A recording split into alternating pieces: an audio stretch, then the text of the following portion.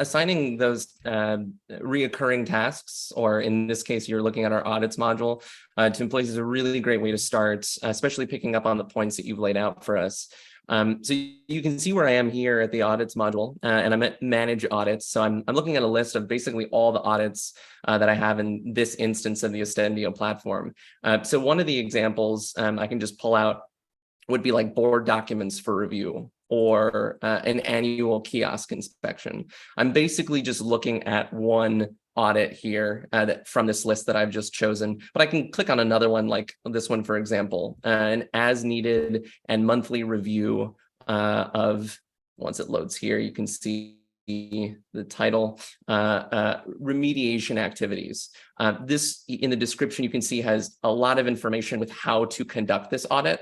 And then along the top, you'll see all the tabs that are giving you full control over how to execute this audit. But to kind of start, like where you would begin, if you created a new audit, you can do that from the add new, or you can do it from the side panel. But essentially, you can start by creating an audit based on your needs.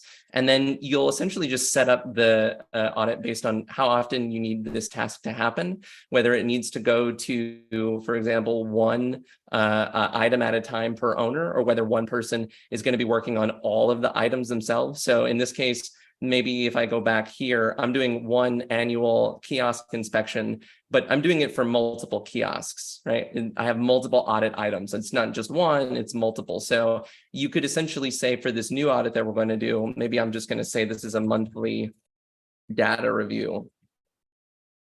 Monthly data audit.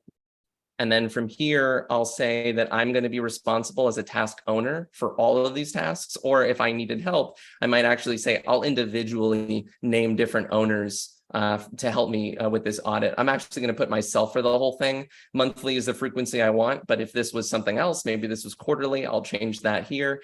And then I can choose how often this happens, right? So I'm going to say every first month on the 8th day. I might maybe change that to the 11th. You can see now the system is going to be automatically going to choose when that begins on, when the first task due date is.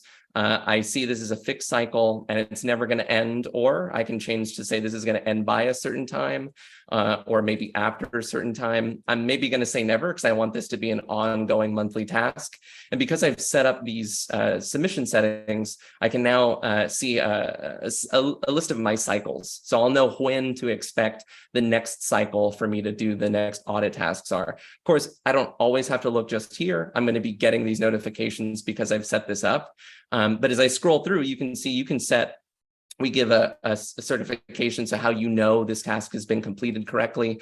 As a default, you can customize this message.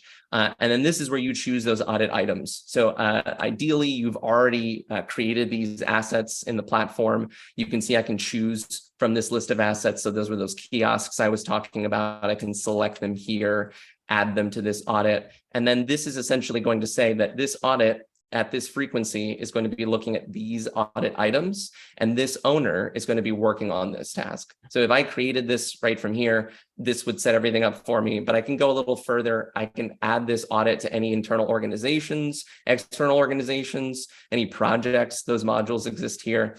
And then of course, tags, right? If I need to tag this audit to a specific authority, framework, domain, maybe I know what the tag is itself, like CC 3.4, which is AICPA SOC 2. If I find that tag, it's going to automatically allow me to then just add this tag to this audit. So I can do that from here. If that was wrong, I can clear it.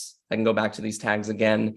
I can go and make sure that if there are any associated frameworks to that control. So if I do that same tag, but I'm also selecting all these other frameworks are going to then crosswalk because this is related to a lot of these other controls. Because I don't need all these, I can just uncheck them and turn them off. But let's say I wanted to cross map all of those, I can then add those selected tags, and now they're already there for me. Really fast, simple way to be able to work with those controls in one space. And pretty quickly. Of course, if I need any other attachments, let's say for instructions or snapshots, I can add that here and add my audit.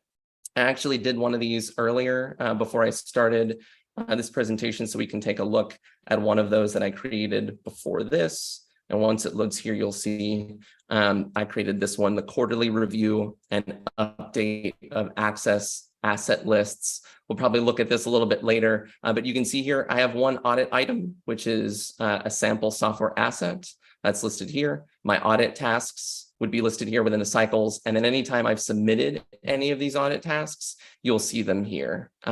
Essentially, all of those come to a pending action. So anytime I'm assigned or a user is assigned to them, you can see all of your pending actions for any audits here. And then you can work to submit them by clicking on the submit button. Or of course, when you go to home, you can see all your pending actions and what you'll need to do. So all the instructions will be in here.